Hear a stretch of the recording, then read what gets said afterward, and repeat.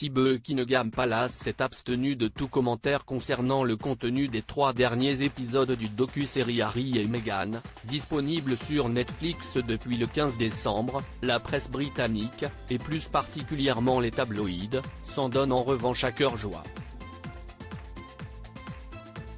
Il faut dire que le ton et les critiques des Sussex sont montés crescendo au cours des épisodes, tout comme la spirale médiatique qu'ils décrivent dès l'officialisation de leur relation.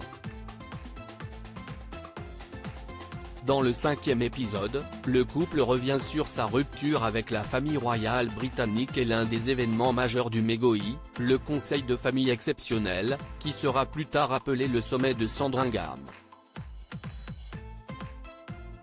Le prince Harry était invité à présenter son projet de vie devant les membres les plus importants des différents services du palais, ainsi que son père, Charles, son frère aîné William et sa grand-mère, la reine Elisabeth II.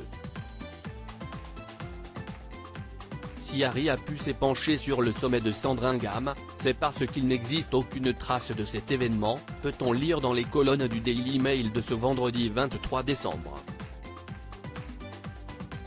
Fidèle à sa discrétion légendaire, la couronne britannique avait en effet fait le nécessaire pour que rien ne s'ébruite de cette discussion inédite.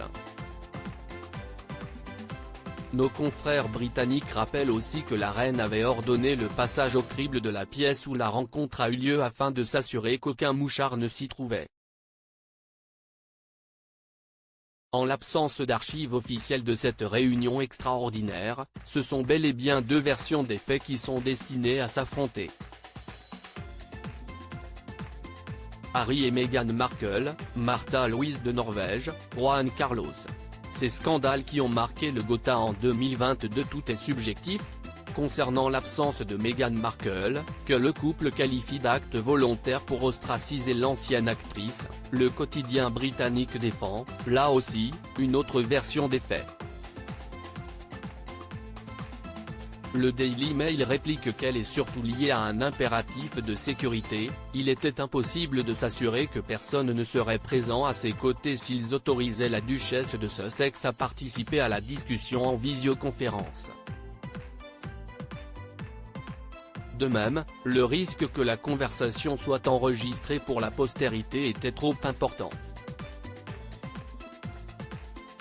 Quant à l'échec du prince Harry lors des négociations, si celui-ci évoque une infériorité numérique et l'absence pure et simple de véritables discussions, le souvenir de cette rencontre n'est pas le même du côté de la firme.